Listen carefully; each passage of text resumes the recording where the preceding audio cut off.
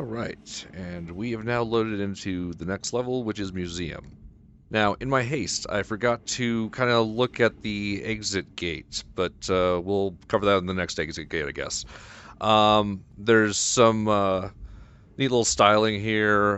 This is part of the story here, where there's just little things in the textures, little things that they do to, set your place. This is like, hey, there's people going to be teleporting in here, entities are going to be coming in, playing games. You're in a service closet, though. It's kind of weird.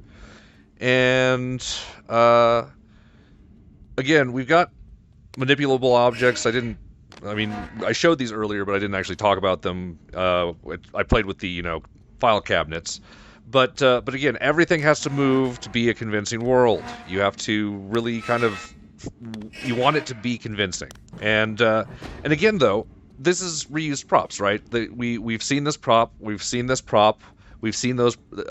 this prop, I'm not sure about a couple of these, but like, Museum Archival Log, that's a new one. But yeah, but that's not really a new prop. That's just different text or a different texture on an existing like binder type prop that we've seen. But these are all the pieces that you use to tell a story, and they are literally props, and you can tell now, that's the other thing, you can't do it in this game. You can't save the changes that you've made to the level, but theoretically, if you were running in Unity, and not even theoretically, actually, I've done this, you can run your project in Unity, and if you already have hand mechanics or at least some suitable spheroid mechanics in your project, and you already have these interactions, and even if just the most basic interaction of just picking up not necessarily the climbing, but picking up, say, this archival log. I forget I can jump now. But this is just a static object, right? But say you wanted to set a scene, you could place it in here while you're running in Unity, and this is a Unity project, they were running in Unity, and you could close this and you could be like, okay, this is the new starting, oh, this is in the wrong position, you move into whatever position, and you save it, or not save it, you hit pause. Even if you don't have a save system, you don't even have to write anything for this, right? You just hit pause, you copy everything in the scene, unpause or stop, and then just paste it into a new scene or paste it into the existing scene and replace things, whatever. And there you go. You have a saved thing. You already have a serialization system in Unity. You can do this on Unreal in pretty much the exact same way too. This is a common features of engines. So again, doors. They have sounds. You touch them, they have sounds. They swing. They have that nice squeak. We're entering the Mythos City Museum. The Museum of Technical Demonstration. I'll let her present. The Museum of Technical Demonstration. And this is, again, more tutorial. So I said that we started in a tutorial, and we did. There's the coffee cups and throwing things, and that's just the basic interaction stuff, because you wouldn't get an opportunity to try that naturally otherwise. But you might not know. This might be your first VR game. Probably don't make this your first VR game. It's pretty advanced. I'm not trying to dissuade you from it either. If you're like, I know I can do it, it's I'm sure you can. But at the same time, just climbing and stuff could be exhausting in both psychologically and mechanically.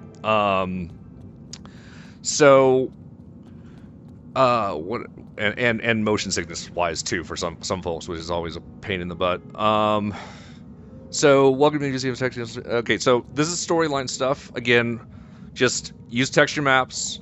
In this case, they put this is slightly offset. You can see this is not actually from the texture map, but that's probably because they wanted it to read better. No, they would have enough resolution. Maybe it was because it was added later.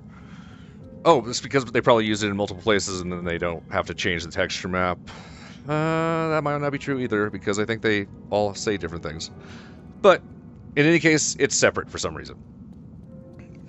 Maybe it was just last minute addition and that was easier than Photoshop. Museum staff would like to remind you, we are working around the clock for Mythos City opening day.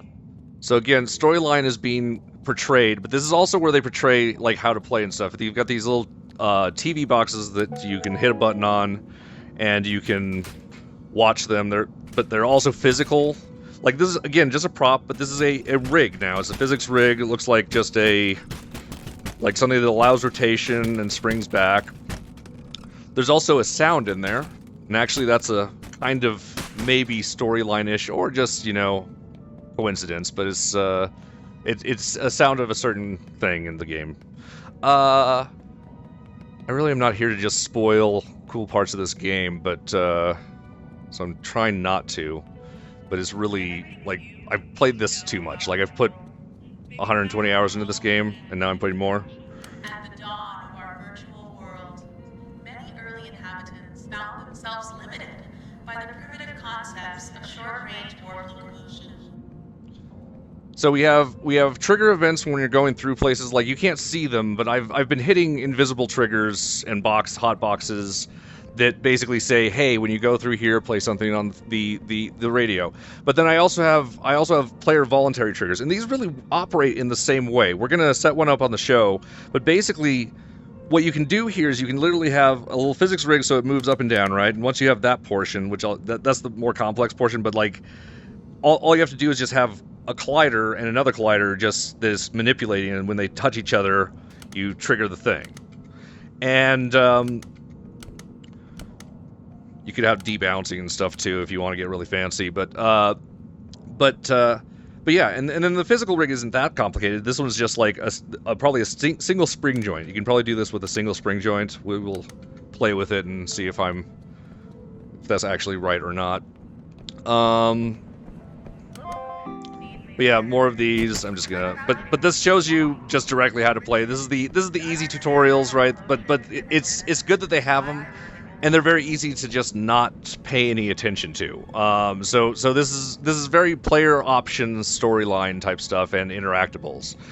This one I think is really cute. So this is a demonstration. Like this is also fun because it shows off aspects of their game, and also sets further story notes and tone.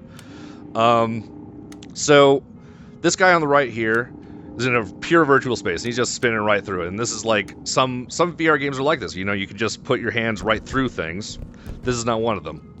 And so this is just showing off, you know, hey. Environments and full body presence are the cornerstone for living and working in virtual spaces. All right. And these are just physics rigs. Here we go again, just spring joints. This guy is like a rag doll with a bunch of springs in him, which is always entertaining, and or just with character joints with probably, like, you know, limits with springs set them. That's probably more what it is. Again, we'll be exploring this in tutorials. What was I gonna get to? I'm just gonna start moving through. So here's the first jumping test here. You gotta get over this, and it's done where you don't actually strictly have to jump. You can actually ghetto over it. You don't have to know the button to get past this. This is not this game doesn't do a lot of hard gating on things. It doesn't expect. It's not like games where it's like, no, you must do the thing. This game is kind of, it wants you to be more freeform with stuff. So, this is a little raycaster unit plus a laser. You know, when the player goes by, psh, do the little thing.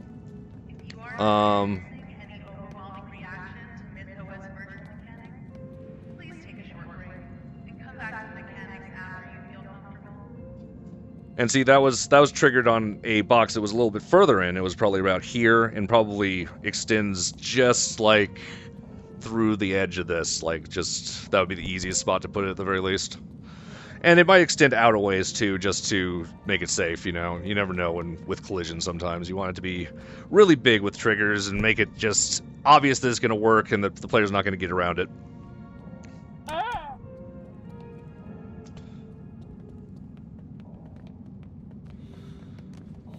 Alright, so you can use the right stick to crouch. I'm using my right stick, you can see all my thumb moves down. And you can also just crouch, which is what I prefer to do. But not everyone can crouch, so that's nice. Again, that's accessibility option. It also gives you more control, though, too. Like, in this case, it's not really a crouch. This is something that I'll probably get to demonstrate better in other areas. Well, actually, no, this is probably a good place, the climbing area. So here we learn about climbing for the first time. This is the first time the game actually explicitly says, hey, you need to learn how to climb. Almost in every case. Strictly speaking, you can probably get up that by jumping, even though it doesn't look like you can. You actually have quite a bit of mobility in this game. Here, let me see if I can do this right. Okay, I still needed to use my hands. But when you start the game, even though this is here, it doesn't feel like you can even make it up it. Like, the very first time I played this game, even though I had a lot of VR experience, this did not seem like a valid choice with how I was maneuvering. But all the rest of these, you know, were understandable. So, what I was going to say about crouch, and how it's not actually a crouch, is I can use crouch while I'm holding, and it pulls my legs up.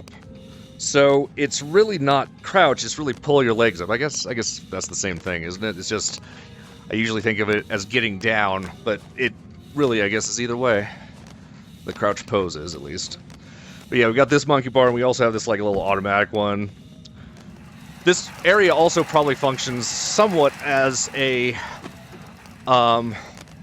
test area slash, you know, see how these things work, see how climbing works, make sure that anytime that they change climbing stuff, make sure that they don't break this area, make sure all the physics still work. This seems like a really clean spot to just be like, hey, did we break stuff? Oh, we did. I'm not saying that is what happened or that ever happened, but it's how these things go when you start building the tutorials and even the test things. Your test rigs might end up just directly in the tutorial without even much art redo. Like, if you look at it from just starting from gray grid here, we've got these pieces here, and we have these lights here that have been added to, like, give it some style, and then we have this really cool animation of the climbing arms here. And this is the set piece, and then the rest is just, you know, it's just blocking it out. Like, this is probably done in Pro Builder. It looks to me like, at least. And this part here is actually climbable, but again, it's just a texture. It's just a material change. I really love this game. Oh my goodness.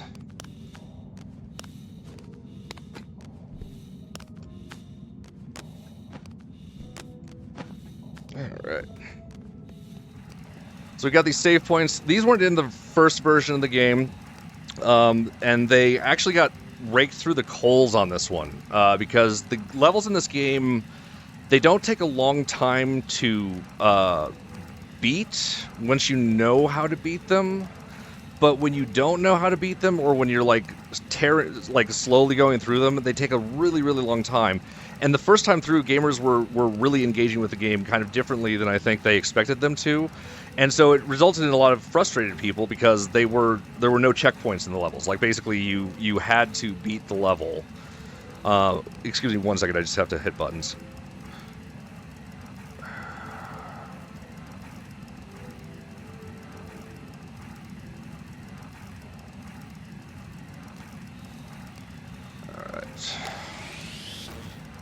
But yeah, these were added to allow you to save in the levels. They put them in various parts, and it has some in-universe features to it in the way that it's constructed that are interesting. But from the standpoint of building our own games and stuff, we should look at it. So there's just a little pipe thing, not super. And these are all pieces they have in other places, but like this is like a series of props like glued together, and very nicely. Every time that I talk about this stuff in critical detail, it always sounds like I'm being like mean to people, and I'm not saying that at all. Like, I adore this game. This is like when you go into a haunted house, or when you go to Disneyland. Right, and you start looking at how things are actually constructed. Like, you start looking in details, like that looks great, but it's not real. But what is it made out of? And you're like, oh, that's just like these things. Like, these are just everyday objects that they've glued down and They've set a scene and they pretend that it's real. It's the same thing in VR. It's exactly the same thing. You're basically designing theme parks now. Game design is getting so wild. I just can't believe it's like this. I started with like Pong and stuff. All right, so this is, first off, this piece is just amazing. This is just a series of spring joints. The spring joints are not actually these lines. These lines are just, you know, line renderers, basically. That is what they are, yeah. These are just line renderers with a nice texture. But the balls are actually spring jointed to their position. So like their starting position is where the spring joint is, and then you pull it away from that, and it has that springiness. But all of these are actually okay. So this is more than just a laser here. This is also a connection there. So that's a.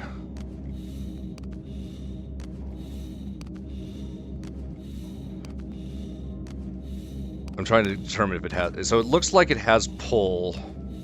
Yeah, that's definitely getting further away from its partner there. So these are all on spring joints to each other and to the central point, I believe. Anyway, it's a little kinetic sculpture that they throw in, and again, like this is art. Like it's art that you can play with. So. So here we actually finally get to see the beautiful green background that was at the start of the game, and you get to see this. It is actually kind of more like a 360 photograph and stuff, and you're like, okay, it's a portal rendering on the wall, and you're like, oh, the arrows say go that way. I guess I have to go this way, and like it doesn't look amazing on screen. It looks utterly unbelievable in VR. What's actually happening here is a cube map rendering with just a texture on the outside, and the cube map is being rendered without any shading on it. It's just full bright, and so you have the full. Is it more than a cube map? I don't know. I'm trying to. But yeah, yeah, it is just a cube map, but well, not just a cube map. It's the cube map with the option in Unity to have it be in an area rather than just a single point, because otherwise it would just look pretty flat. And this has depth. That's the other thing. It's actually being rendered twice, once per eye. So I'm actually getting full depth into this scene. So it's like you expect to just like go through this shield thing, but the world peels back. The other thing that's kind of fun is you can go beyond the extent of it if you really play with things. And this is not going to look like anything in the monitor, so I'm going to have to like use my fingers as best I can here, my virtual fingers. So when I push this down past the plane, like I can see where the flat plane is of the ground in this scene that we're rendering into. This is actually portal rendering. It's not just a.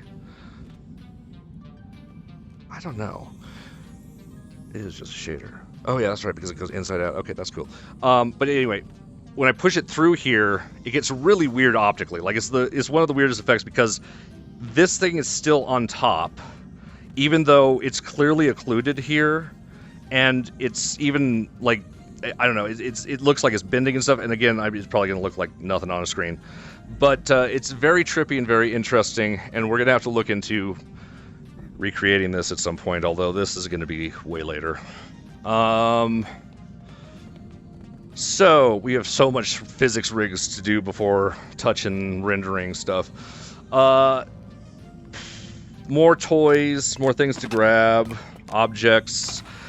These are reused objects just with a foam texture. So now they've got a bunch of extra little toys that they could just throw in the scene. It's like, hey, we wanted more variety here. Oh yeah, I didn't talk about force pull. Kind of important. Some objects you can force pull, and the way it works is you hold grip and you also hold the trigger button. And so when you're holding both triggers and grip, you can pull things away that are marked to be pulled. Not everything is, but most useful tools are. Like this heavy thing is not, so you have to come over and pick it up. Here we can see like this thing actually feels heavy. And it feels heavy because again, the physical rig is slower to react, and it also doesn't keep in the exact same position of my hand, so there's like a delay to things. And it does give this impression of weight. It also causes the hand to bend again, based on the weight a little bit. Wrists are so hard. Let's see. I love these hands. These are just like, the player hands just pulled off, stick a ball on the end, and honestly, they probably came from, if I had to guess, like, during development, I would imagine they went through a phase where they did not have the full body, right? Like, every game goes through the phases where it's not what it was. And these probably are the separated hands that they separated with, or that maybe were already separate, that they were just like, hey, this is our hands, these are representing our character, and they're just going to be floating with a little ball here, and then that justifies, all of the little pieces and stuff. Like, they could have made you, like, even just funny legs, two hands, and some like floating head or something. And honestly, there's all the pieces in the game that could actually make that be true. I'm not sure if it is. It probably isn't. This is just me, speculating based on. I don't have any inside information on this game, by the way. This is just me looking at what they've done and kind of deducing how they've done it and also why they do certain things. We're still deep in tutorial land. Now, here's where you start to find that you have more strength than you maybe thought. If you decide to play in here again, you can just kind of walk through this, and they kind of plan for that type of player too. But basically, you can actually move these around. They're lighter than they look, but they're still very awkward to operate in VR. But again, the collision in this game is so tight. It just hurts me. Oh god, we're gonna have to work so hard to even come close to this stuff. Because, like, let me just put it this way. When I do this stuff, it just starts going through the floors.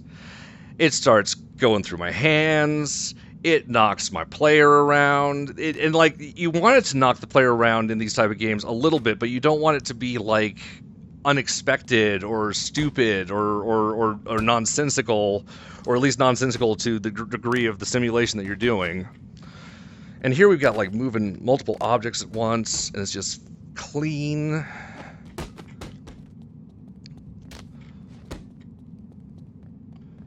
All right. It'll probably not be as bad as I'm saying. I just, I like to psych myself out before I tear things apart or something. Yeah, I'm amazing. I don't know. Yeah, it's just hard to pull the ego move. All right. So here we go. This is the real puzzle. You got to get this heavy thing, and again, it feels heavy, and like, you want to use two hands to move this thing. So here's just a little sliding door thing controlled by that trigger, and that trigger again is just like that other button, except for in this case it's set to require more weight. And it is just weight. Actually, I guess I'm enough for that, but like, if I do say, let's try this trash can. This trash can looks pretty light. Yeah, might be enough. It's definitely lighter than that, though. Oh, nope, it's not enough. Let's see if it is. I haven't actually fully double-checked this. I don't want to use a heavy object. I just want to use light objects. I don't have enough testing. This is stupid. I don't even know why I'm testing this. So this actually is pressure sensitive. I'm pretty sure. I don't think it requires that red block because of experiences later in the game. Again, this game tries to allow for semi-open-ended solutions. Again, more storyline stuff, just props and text, but it works. Texture maps and posters, these things are setting up, the whole feel of the universe, the whole I don't know what word I was going for. Zeitgeist, I think, is what popped in, but that doesn't seem what I was wanted. Anyway, so here we are, and now they're teaching us, hey, we have destructible objects, try breaking the glass. So this is also teaching you tool use. Okay, you're like, okay, I can use this as a tool. I can pick up these things and I can, you know, hit things with it. And I can hit more things with it. Ooh, okay. Boom. Alright. Donkey Kong.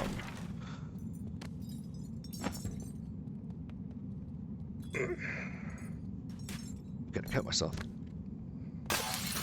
So I love this piece. You're gonna see a bigger version in a little bit on the museum, but it's the, you know, half of Michelangelo's The Creation of Adam, and yeah. So and this there's a lot of symbolism in there's some Arthurian stuff and there's some Grecian stuff in this game that actually pretty cleanly connect to a lot of the stories and concepts. It is interesting though, like the fan base. There's enough open-endedness to the storyline that there's a lot of interesting theories of all kinds on what the actual underlying storyline of this game is. There's also a lot of people that say that it has no story, and like begrudgingly, like they're like, it has no story. I don't even like that game. And in a way, they're kind of right, and in a way, they're completely wrong. It has very little narrative. It does have some narrative, and most of the narrative is false, so it kind of screws with people. So here's one of my favorite moves in games, the non-puzzle. So this puzzle, you could just hit this button and literally watch the player do the puzzle, and then you can monkey see, monkey do it. You don't have to even figure your way through it. And you might not even hit this the first time through. You might try it through, and then you hit it, and you're like, oh, this is the solution. And then you don't watch it, or depending on who you are, you might watch it and be like, oh, that's cool. That's how I do it. And you follow it, and it doesn't matter either way. This is a non-puzzle. This monitor makes it so it's like, hey, here's how you solve it. Go ahead and solve it. It's like the tutorial sequences, you know, tutorial in Undertale, and I just love this type of thing when it shows up in games. So, let's go ahead and start solving this puzzle. Everything feels so good in this game. I just can't get over it. Yeah, let's do the whole thing. Let's drag this thing over.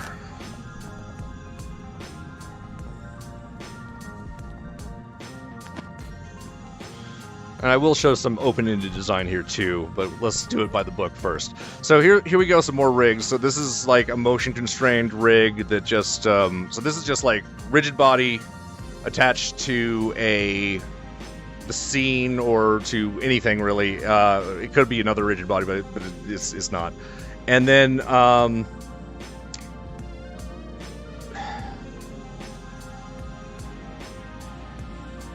strength that you use on that would be a configurable joint that you would use on that, and you would configure it to just do one axis of movement and no rotations, and then after that you would basically be done just adjusting, you know, physics values for like materials so that there's sliding like friction, and then also you would, you know, have to tag sounds and do all that material sound movement stuff, or have a system to handle that or whatever.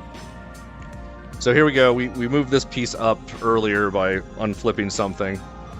And here they get to show off how cool their physics is again. So it's cool enough that you can just climb this without it, but with this thing here, you can see that I can actually like move, my legs have traction with the scene. So I'm pushing, even when I'm in the middle here, I can push with my legs by pulling with my arms. And yeah, so I'm basically using my capsule now at the edge here to really push it, but you can push it even in the interim just by the physical contacts here, and nothing's interpenetrating, nothing's going crazy.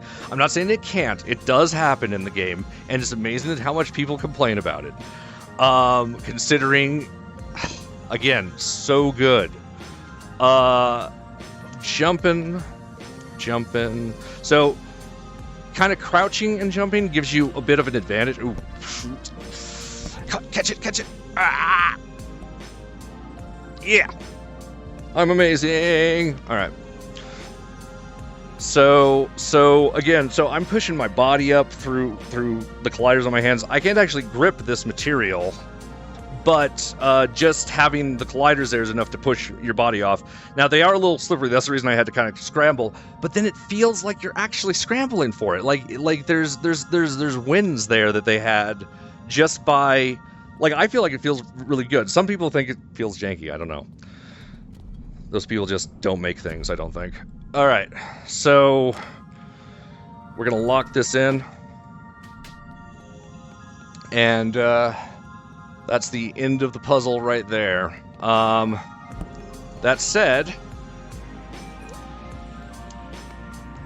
oops. So I need to get to the end.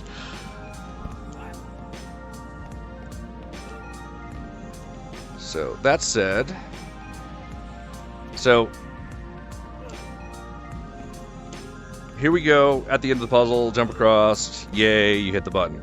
So let's look at some alternatives. So first off, back here, if you are playing around, maybe not back here. I thought there was a, did they move that? Probably not. Oh, there it is, it's up there. So you can actually, instead of bringing this piece down, you can actually climb up and kind of get on top of it using this thing. But you can go up there, and this thing's already up there, and you can, you know, I'm not sure if you can even do that. I guess you can just climb up from there, and it just saves you from going up and around that way. Okay, that's what it is. There's the shortcut. But the really big shortcut is before this whole thing is here, we just went over here to the platform. You can actually just make this jump, no problem. So, and actually, like, that was the most pathetic I've ever done on that jump. You can actually just make it with just the jump. You don't even have to clamber. Buttons. So that thing went down when this thing came up. It's just like, once you set up one of these trigger things, you can just set it up as a Unity action, and then you can just plug in whatever functionality you want into it. And so this is probably just wired to both this elevator and that elevator, saying elevate or whatever, switch elevator state. That's a terrible name. That's not what they called it. That's what I would call it, because I make terrible names. So here we go. Again, manual, you are here, placed there, even though the picture is completely different. So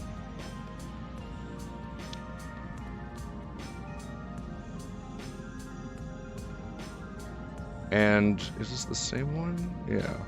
And they didn't bother putting it on this side. All right. There's a lot of little things I don't notice until going in extreme depth like this. The museum was created as an educational So here is my favorite room of the museum. So first off, there's this great rig here that you can climb up, and I'll show you that in a bit. And there's the great Michelangelo piece again, and this is kind of interesting because it's like you could think of, I don't know, I'm not even going to go into that. So here we go. Hexa body configuration, 6 rigid body, 6 RB. All right, this is the Rosetta Stone of the body physics in the game. At least maybe version 1 physics in mine. I'm not sure if they updated this one or if it's just whatever, but like, this is so wonderful that they would make this. First of all, they turned it into this piece of art. They turned their rig into a piece of art, but they also just shared this with people. This is excellent, and it's just right here in the game for anyone. It's not just developers. It's just any person who plays this game can read this, and it might not make any sense to them, but it actually is telling important things. So like here we go. We've got clavicle AC, extends reach. This is the skeleton simulation rig. So this is like the skinned model, right? Shoulder, elbow, wrist, carpal, hand, known. So known is because we have tracked motion controllers. We know where the hand is. That's the only thing we know about the hands. We know where the head is. We know where the hands are. Everything else has to be a guess of some kind. So here we go for the physics portion. Head rigid body, pelvis rigid body, rotation locked, Hand left, hand forearm, finger colliders. So they've got finger colliders. Hand right, high friction.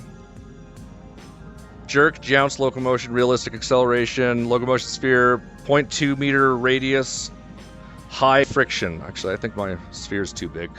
I wasn't doing theirs exactly, but yeah, that's funny that they were that specific. Solve hints, gravity, crouch, acceleration. So the solve for the physics ridge is gravity is the I don't know what gravity's in there, but I guess gravity can change. That's right. So gravity is a factor. Crouch is a factor. So whether it's be physical or basically is the character crouching. Like they're not worried about the crouch state in the button. They're worried about the crouch height is really what like and it's overall like I could half crouch, half virtual, half real. And so this is just one value for the solve hints. And then acceleration. This is just like when you're moving, you gotta like when I'm accelerating. This is a solve hint for where the legs are, right? So this is showing how the legs are supposed to move based on acceleration. If I run, they move even more ridiculously, and actually they look pretty bad at times. Like if I do like this type of thing, I get to do the two-step. But it's again, there's so much unknown, and it doesn't have to be perfect in the context of the storyline of the game that they've presented. Controller rig manages all the incoming connections for the real world hardware. See, now they're mixing lore with their actual systems. Rig contains all the calculations, mass, and joining for body solver physics. See physics body figure 2. Real-time skeleton works is bind between control and simulation rigs. UI rig contains all the stored quantitative data of manga. Okay, why am I reading this? But I was just trying to see if there was actually more important stuff. Here's important stuff. Okay, here we go. Skull known is the shoulder. Okay. Fender collider. Under knee rigid body. Prevents kickback, zero friction. So they have some sort of knee fender. I guess probably below here. It probably like keeps staying down. Prevents kickback. Yeah, that's what I would imagine. It's probably like this like leg shield. I could be wrong about that, of course. Knee rigid body. This is not saying that this has everything, but just like the Rosetta Stone, it's got a lot. Lifts ball to crouch, pushes down to jump. So this one actually like it pushes against the world to jump, and then the reaction is what makes it go up. Is what they're saying, I guess. And lifts ball to crouch. So it's actually lifting the ball up. So we're just raising the ball closer to the head when we crouch.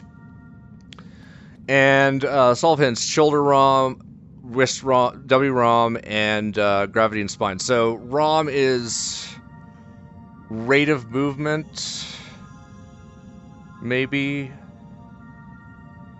and wrist W ROM. W. I don't know exactly what that one is. It's probably super obvious, and people will be like, hey dude, is that? It's like, oh yeah, okay. So pop-up UI. So I didn't actually show this. I was threatening to show this several times on the previous episode, and then I didn't actually show it. So we have this UI system that we can pull up, and the UI system allows you to access your inventory as a UI. So when I pull this up, I can actually place my guns in it right here, and this is the shoulder slot. If I pull it away, I can still pull it out of the shoulder slot. If I put it back in the shoulder slot and hit the button, go to inventory, you'll see it's still in there. I can move it. So I can't actually put it in the shoulder slot at this time. So that's the interesting part. These slots actually move forward and into these positions physically. And part of the reason they do that is so that you can't like duplicate the gun. There is only one gun. So like if I grab this really quickly and then try to switch it, it won't matter because it's literally it's like, do I own it? Okay, if I own it, teleport it. It's not actually making a new gun or spawning the gun or anything.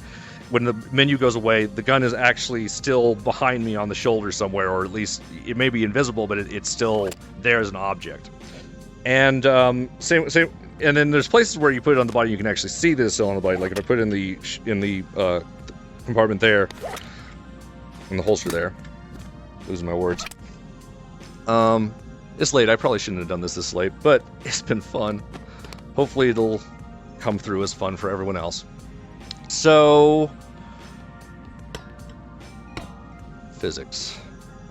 So here we have some interesting concepts from a game design standpoint that I haven't seen too often here. And this one's not a VR specific thing at all.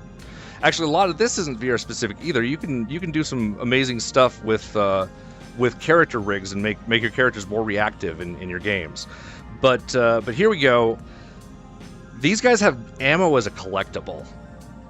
The way this game works is you are scored for each level that you complete by how much ammo you have, both small arms and assault rifle ammo.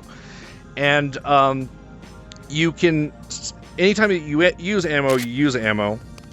And whatever your score is at the end of the level, that gets saved. And if you get through a level and it's lower than your high score, you keep the high score, obviously. So you can never go down, but you can have -4 levels. Like you could have collected 500 ammo on previous levels, and then on a new level, shot all your ammo, and that level will, and then beat the level, and then that level will have -500. And you use this ammo to buy things, and like the ultimate unlocks in the game are in a just display case like this, and so there you get the encouragement to get ammo. And what's fun is it provides this interesting opportunity the first time through where you can put ammo everywhere, and you can even put it in stupid like weird places, and people could be like, why would I jump over there to get that ammo? And then like the next time through when they realize, oh, that's the collectible, they're like, oh, I guess I'm gonna get all the ammo now. And so all of a sudden you're looking in dumpsters for ammo, you're looking everywhere for ammo, you're like, oh, and you're so excited when you find ammo. You're almost more excited when you find ammo than when you find stuff, because stuff is the other way you get stuff. So you buy stuff with ammo, but stuff is just in the world too. So the way you buy stuff with ammo is pretty clever. You literally feed the ammo in.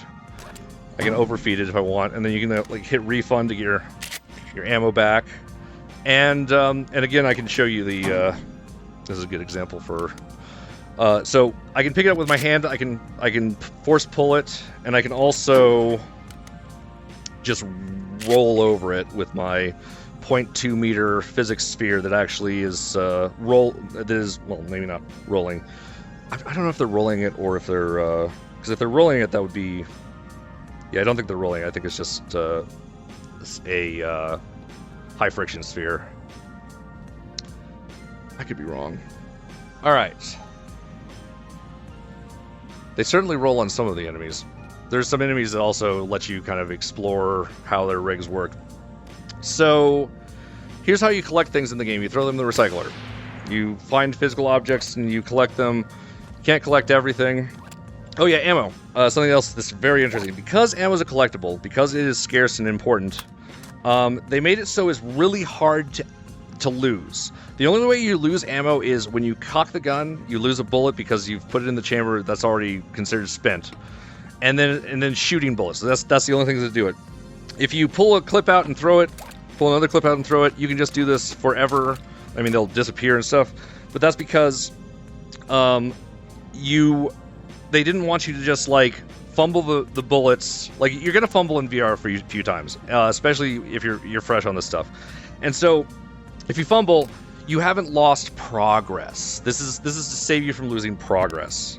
You can also still pull things, even just your clips. You can just pull them back from the scene, so you can pick them back up, and people will pick them back up and put them back in out of habit. But it doesn't penalize you for not doing that. What it penalizes you for doing is doing this. Click. 214. I would have actually done it on fire, but fair enough that they did it on cock. And then you can, fire things. I'll show more of that in the firing range here in a second. This is one of those modules that I showed you at the first video. When you throw this into here, it ends up in the first area in a box that looks much like this box, actually. And you get to, like, tear this thing apart and pull it out and stick it in. And this is one of the ones that just automatically goes in that was already in there. Ooh, That was a nice one. Did you see that, guys? I love that. All right. Physics. All right. So this room, we're just going to cheat a little bit and just throw this right here. Because when we walk through this area, yay. Okay. So that allows us to go back. I just want to show something that I thought was very funny. And also shows off the physics a little bit more. So this is the first time that you get really encouraged to use guns. And this is the time that that players are going to... It's funny, it's generally pretty easy to get most gamers to just pick up guns and start using them. That's what they're here for. They bought this game because they saw the good gunplay, right?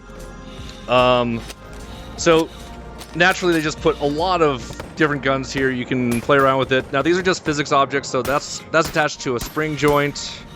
Not even fully constrained. It has rotational allowed, which is awesome. But it's still somewhat constrained. It's just that it allows for it. And then we've got like bottles. I'm shooting terribly. I'm gonna actually use my eyes. Wow, I am bad. That's more like it. But yeah. So this you get to try out different guns. I love throwing things in VR. You just don't have to care about anything. They even have trash cans for you to throw away guns. So each gun has its own, charging and reloading system. So this is a several-step process. So this has a, excuse me, a grippable handle on the front for the charging handle. You can grip with the your grip or with your fingers. You can even kind of ghetto grip it with the finger there. That one's not so great, but the point is, most of these grips look pretty good, and you can kind of have your own style to how you do things. You got the sound effect when it appears to click at the... So it doesn't have a slide sound effect until you get to the end. And then it's again at the complete other end that you get the other side. But you have to put an object in here, so this has a little like collider box that as soon as you get in there, it actually does a little pull into. How much can we break this? It's pretty solid. And it's sold by that sound effect. The sound effect is more important than anything else in making that click feel satisfying. I hate that I'm just like showing off guns on my channel, because I actually I want this to be about for everyone. Like, I want people to create games, and the thing is, violent games are just kind of a thing that are pretty commonly created. But if you aren't into violent games, you don't have to create violent games either. You can also just think of this as, see, there you go. So one of the things about this game that's kind of weird is an interesting choice design-wise. I would say this one is kind of not a good one. To pull the gun out of your holster, you don't use grip, you use trigger. And so you're holding trigger just to pull the gun out, and the only thing stopping you from firing is the fact that if you're only holding trigger, you'll drop the gun completely when you let go. If you're holding both of them, you can put yourself in a situation where you might accidentally double tap stuff off pretty easily. It's not good from a safety standpoint, certainly. Anyway, this has been exhausting to talk and play this at the same time. That's the thing about VR, is it is actually much more active than regular play, and that is a turnoff for some people. And that is indeed one of the reasons that traditional gaming will always exist in various forms and stuff. This is not a replacement to anything. This is an addition. This is just like, when radio came out, when movies came out, it didn't replace radio. We still have radio. I'm not saying things don't eventually fall off or anything, but there's so much reason for planar stuff, especially the 2D stuff. That stuff will always be there. The 3D stuff trapped on a plane that may become more specialized at some point, but we'll see. We'll see. Like, this is again speculation that sounds like when I was younger, when the 3D generation was coming up. People were like, "Oh yeah, there'll be no 2D stuff," and I was like, "Nah, there'll be 2D stuff," and there was. But there was a dark period where it felt like there wasn't gonna be. So this area has a bunch of items, and I showed you that recycler is it collects items, and I didn't talk about how it does it. Again, it just despawns them, but then like it sets a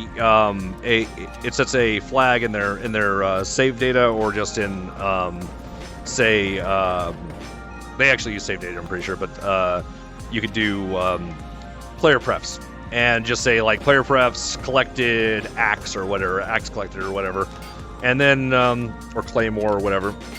And but the thing is, like, I've watched a speedrun of this game, a 100% speedrun, and the guy that did it, Shrike or Schleich, I'm gonna butcher this. I'll have to look it up and we put it in the text later. But basically, he's just stuffs one of these full of just items, like this stuff, and then also stuff from like a further part. Like he goes further in the level, comes back, and just stuffs this thing with everything he can put into it. And not everything, because he only needs one of each item, right, to get the 100%. He just needs to collect the has collected thing, and then like you awkwardly carry it over the little collected thing, and then you have to, you know, blocked the entrance here so that you can actually even get back there in the first place. And you have to shove this thing through. Oh god. See, he made it look really easy, but and I mean, I'm not saying that he didn't have some trouble with it too, but like, oh yeah, it's probably easier just to hit the button, isn't it? I should have probably watched the speedrun again. But yeah, anyway, and you can see the physics aren't perfect, so there's some weird stuff that's happened here. Okay, so I think this sword thinks it is pierced into the bucket and is now attached to it. Let me see if I can shove it through the other way. Okay, this is quality. See, jank does happen. And jank's going to happen, and that's why there's going to be some people that will say that these are somehow not valid games because they're too physical. Like, there's a lot of people that want to be like, every game should be like Pavlov.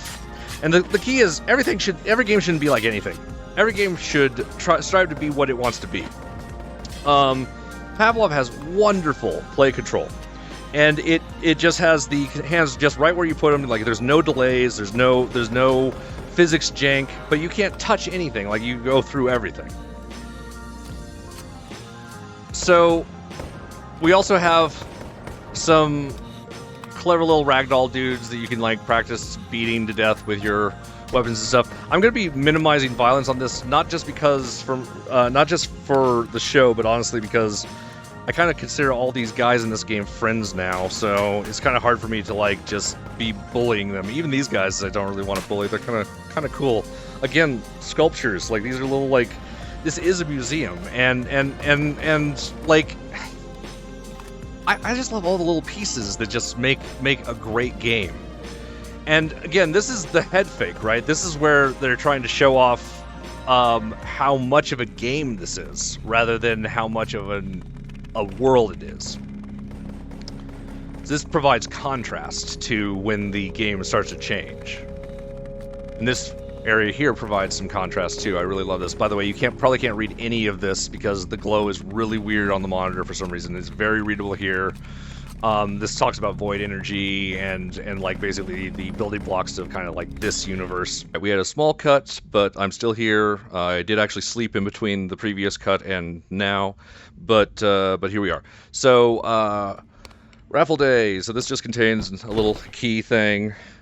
And the little key thing, it's a really big key. It's kind of cute. It's a hologram on the end of like this big chunky piece of tech. And you like stick this in there and it opens doors. Now,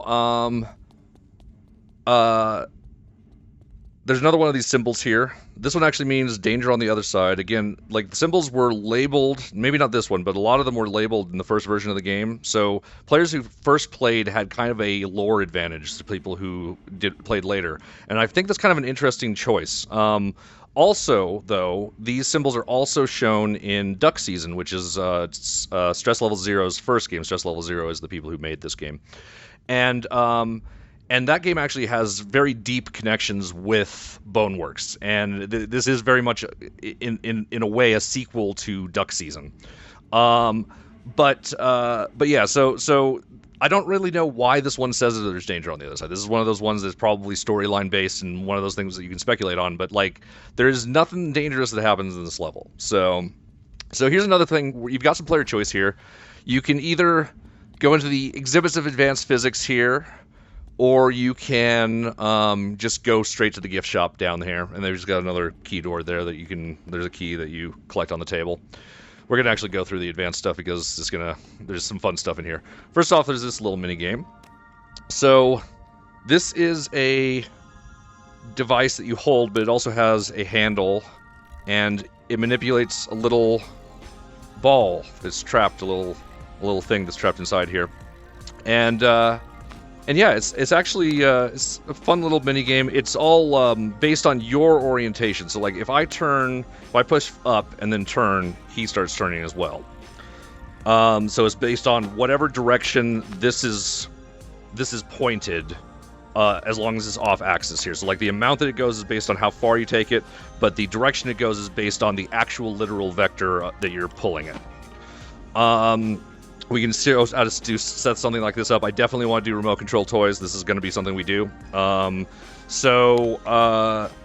there's a little thing here that kind of gives you a preview into a gameplay mechanic later. Like they have this garbage pickup thing, and this is like a little model of it. But basically, in the game, you're going to actually be dealing with one of these at human scale. And so this gives you a little bit of a preview of what's going to happen. And it gives you a little bit of strategy for it too. Like you can find out, hey, I can kind of protect myself by getting under things, and if I move fast enough or move away fast enough, I can get away without being captured. Well, not this time. But it also has a little physics puzzle reward here. Doing really badly now. We'll get it. So.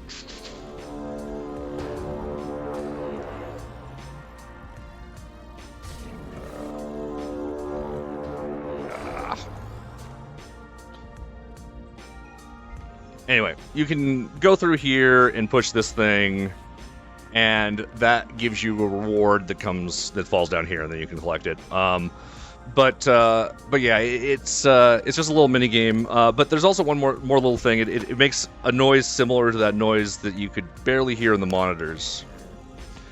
When they move around. So what else? Please enjoy this exhibit at your own risk. Stand clear. All right. So this is what exhibit is this? What do they call it? The time control exhibit. All right. Cool. So we're gonna learn about time. So here they have some buttons and some information. So left controller A, when available, time slow capability can be directly controlled. So I can hit A and just slow time. You might not even notice this. Like, this is not super detailed obvious, but hopefully you will, because you have unlimited use of time control in this game. Like, and the other thing is you've got multiple stages too. I can like have the time, I can quarter the time, and I can, take it down one more. And so now even my hands are very slow. In fact, they mentioned this is like manipulating time simulation is an experimental feature. Please understand that your virtual body is bound by the simulation. So the virtual body is still bound by the simulation, but we are not. Input is not. So you can also spawn these boxes and control time with these buttons here to just see how it all works. Ooh. Yeah, speaking of I move slower. And then I can speed up time.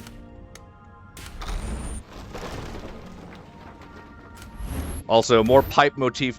You'll see pipes everywhere in this game because pipes are actually really important to the storyline. Pipes carry more than just like water in this place. This is clearly a. Well, this you'll find later in the game, but this is some sort of gravity sphere that is basically being piped into this thing. So,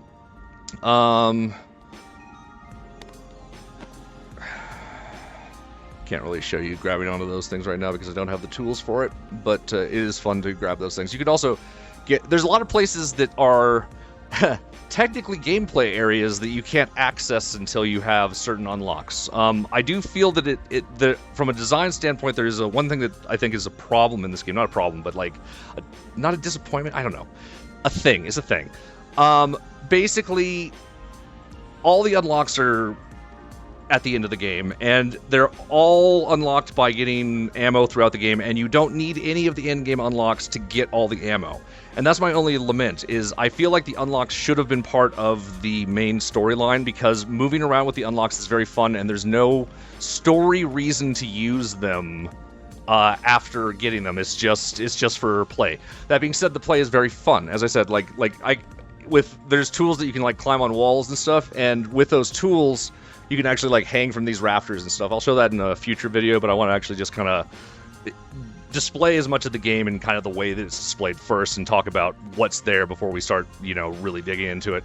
The tools are really fun, and I definitely want to show them to you. We might introduce them earlier than the last part of the game, but I haven't determined whether or not I'm going to do that yet. So which exhibit is this? This is the gravity room. So we're going to learn about gravity. All right, we're at safe gravity. That's cool. All right, negative gravity fields provide temporary inverse mass calculation for improbable lift. Again, this is stuff that's teaching you gameplay, but also teaching you lore. This is a fun gun. I love this thing. I was actually really excited about this. So this makes little balloons, and you can use them to like levitate things. So like, the obvious way is you've got these balloon icons here, so you just put a bunch of balloons on this thing and lift it up. Eventually, maybe. See, slowly going up. Here, let's put some more in.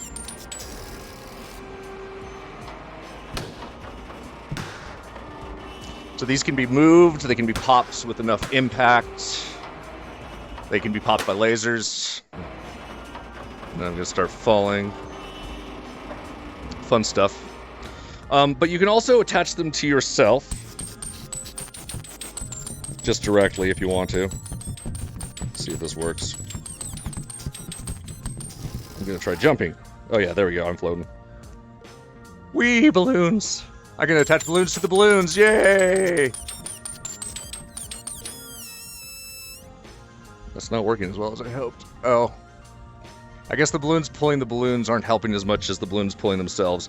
It's not realistic, but it can happen with the way physics systems work. Yeah, this is probably not going to get me over as well as the platform, but I like that you can do it. Also, it means that this, as an unlock, is one of the few unlocks that isn't in the container. You can't actually unlock it in this level, but you can unlock it in the next one. I'll show you why you can't unlock it in this level. Well, I shouldn't say can't, but mostly can't. But this unlock is really useful to get around areas, so you can actually use it to have more mobility than you would normally have in the game. So you got the hologravity. Did you find all the buttons in this museum? And I love that there's actually a little extra message there that is probably hard to read on the screen there, but basically they say there's actually more than 34 buttons, but we only care about 34. And I'm just going to hit this gravity thing. So this is an anti-gravity thing, and I'm just floating here. Oh, it's so anti-gravity, I'm going to have trouble actually stopping, isn't it? Okay, come on. Woo! I'm floating. Again, this is the kind of thing that can really affect motion-sensitive people, so this game is not exactly motion-sensitive friendly. So there's these gates on either side of this room, which is why you normally can't get this gun in this area. But if you have the other special tools, you can totally get it. And actually, in the first version of the game, the reward for... Didn't pop my balloons. I really wish it had. Die! Stupid balloons. Oh, there's a lot of them just stuck up here, isn't there? Alright. Really should have brought a gun. Please feel free to browse the gift shop or continuing on to the next Alright. So here's the gift shop. We've got some more lore and some more just objects that you can just pick up. We got some D&D inspired stuff, swords and spiders. That's the D&D of this world. And we've got this nice little, like, we've got these VR headsets. These are fun, except they kind of have a bug right now where they render a really stupid polygon in my face.